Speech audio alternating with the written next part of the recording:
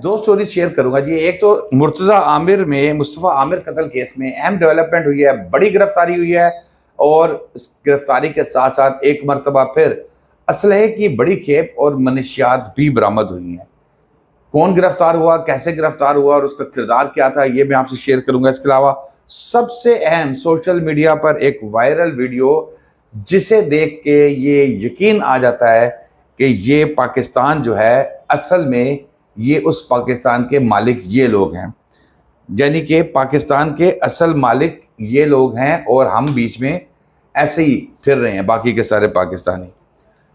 इस पर बात करूंगा, लेकिन पहले मेरा ख्याल है आपसे मैं शेयर कर लूं अरमगान कत्ल, क्योंकि ये बड़ी दिलचस्प स्टोरी मैं आपसे शेयर करने जा रहा हूं। ये जो पाकिस्तान के मालिकों वाली, पाकिस्तान के मालिक हैं जनाब, तो स्टोरी तो बड़ी हुई।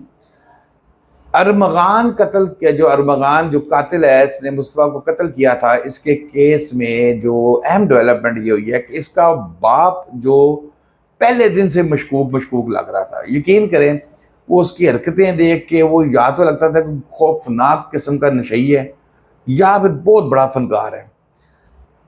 और इतला ये भी थी कि जब अरमगान ने कत्ल किया था मुस्तफ़ा को, उसके बाद उसने अपने बाप को फ़ोन किया कि मेरे से ये काम हो गया है, तो उसके बाप ने उसको कहा कि बच्चे तुम निकल जाओ यहाँ से और गिलगित बल्तिस्तान और स्कर्दू और ये सारे इलाकों की सैर सुर करो, पैसे बड़े हैं, ईजी हो, जब मैं कहूँगा तब आ जाना। यानी कि इस कत्ल को, इस खौफनाक कत्ल को छुपाने में पूरा किरदार इसने अदा किया कामरान कुरैशी ने।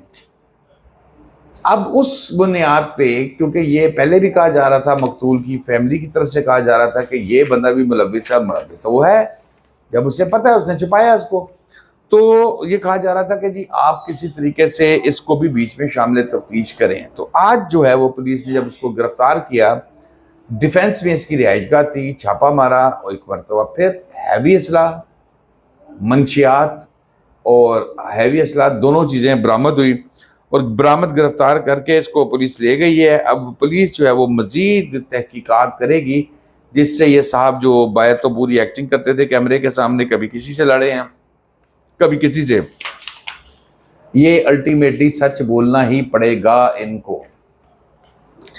सोशल मीडिया पर एक वायरल वीडियो जनाब एक साबिक पाकिस्तान के मालिक की है जी, पाकिस्तान साहब का साबिक मालिक यानी कि कमिश्नर कोयटा, ये इफ्तिखार साहब हैं जी, अचकजई साहब इनका नाम कुछ लिया जा रहा है किसी जगह पे, कुछ जगह पे कुछ और नाम लिया जा रहा है। बहरहाल बलोची हैं और हमारे बलोच भाई तो पहले ही वैसे भी नाराज़ ही होते हैं हमसे।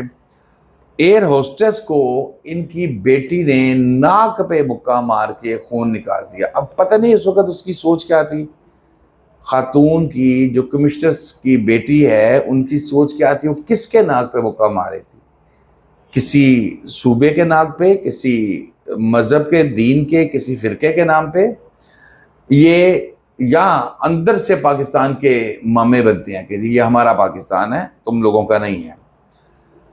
बड़ा सरकारी अफसर जो मैंने आपको बताया कि कमिश्नर से बड़ा तो कोई भी नहीं होता जी, वजीर आला भी कमिश्नर से छोटा ही होता है मेरे हिसाब से, इतनी पावर तो वही होती है ना चीफ सेक्रेटरी की।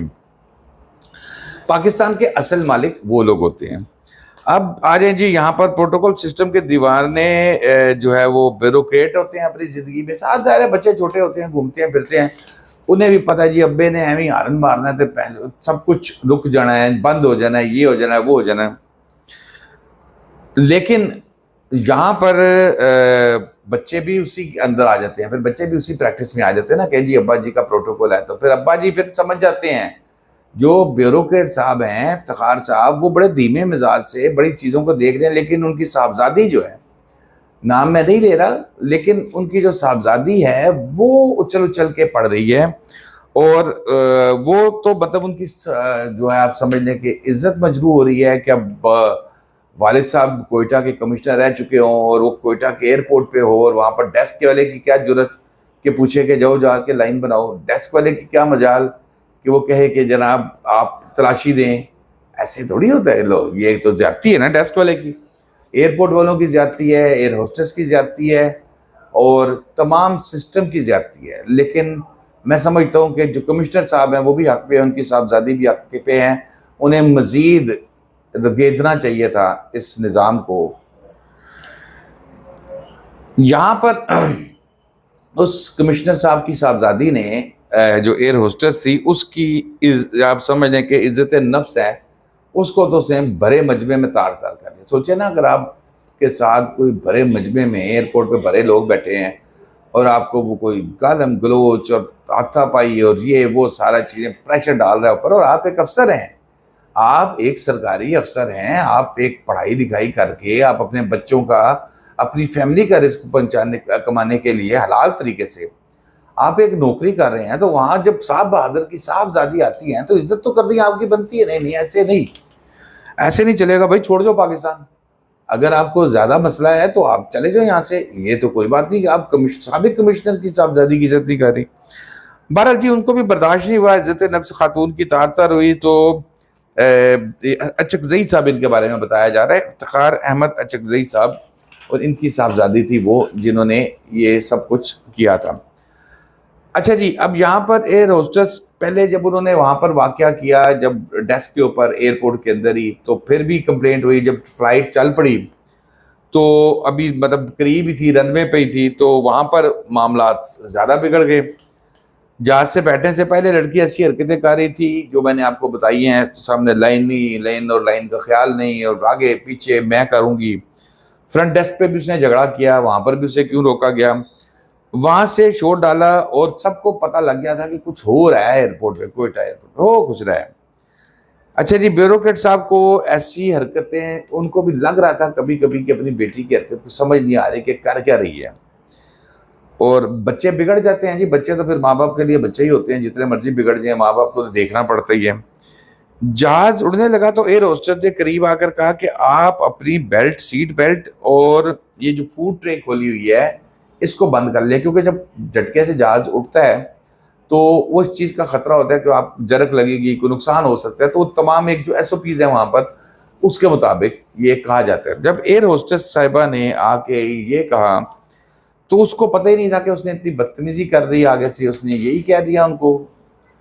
जहाज उड़ने ही लगा था, अभी वो उड़ने की तैयारी कर रहा था ना, मैंने आपको बताया उड़ने की तैयारी कर रहा था। सीट बेल्ट बांधने के लिए ये जनाब उनको कहने के लिए गई हैं, फिर खातून ने बांधी सीट बेल्ट, कमिश्नर साहब की साहबजादी साबिक। उन्होंने पहले खातून को खरी खरी सुना दी, और उसके बाद फिर अभी मुक्का नहीं चला, अभी सब्र वगैरह, अभी रुको जरा, अभी सब्र। जब ये बात हुई तो उन्होंने फिर बदतमीजी की, गालम गलोच सख्ती से। तो वो खातून होस्टेस जो है वो चली गई एयरपोर्ट पे पायलट के पास और उसको आगाह किया कि ये खातून है, बदतमीजी नहीं कर रही, आगे जाके ज़्यादा मामला ख़राब हो सकते हैं, अभी जहाज़ हवा में होगा, तो इस चीज़ को ज़रा थोड़ा सा रोकें, बदतमीजी कर रही हैं, क्या किया जाए इस पर। पायलट साहब आए, खातून जब पहले खातून शदीद गुस्से में आ गई। उन्होंने एक फ्लाइट के दौरान मतलब उन्होंने बताया कि जी कुछ ज़्यादा नुकसान पहुँचा सकती हैं।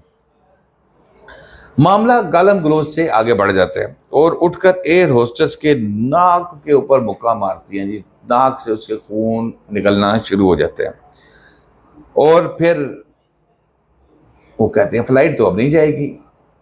फ्लाइट से इनको उतारने की बात की, मुक्का बेसिकली तब मारा जब उन्हें फ्लाइट से उतारने की बात की। मुक्का मारा, खून हो गए, फिर उसके बाद वो उतरने लगे और कार्रवाई तो होनी चाहिए थी। अगर आम बंदे ने मुक्का मारा होता या कोई ऐसी बात होती तो उसकी तो तब साथ सबक जो है ना रोशन हो जाते हैं। लेकिन यहाँ पर हुआ ये है कि अचानक इत्तला मिलती है कि एक आला तरीन ओहदेदार जो है वो पाकिस्तान का एक और मालिक वो एयरपोर्ट पे मौजूद है, वो आया है, यानी कि उसको बुलाया गया है। और बुला के जब मामला उससे दफ़ा कराया तो एक तहरीरी माफ़ी एयरपोर्ट वालों के लिए मांगी। वो बेचारी नाक से खून पूंछती उसकी जो भी थी वो रह गई। उसका जो बेचारी एयर होस्टेस है वो टिशू ही भरती रह गई, ठीक है। और यहाँ से फिर ये लिखी हुई माफ़ी दे के निकल गए। तो दोस्तों अब तक के लिए इतना ही। शादाब रियाज को इजाज़त दीजिए। अल्लाह हाफिज़।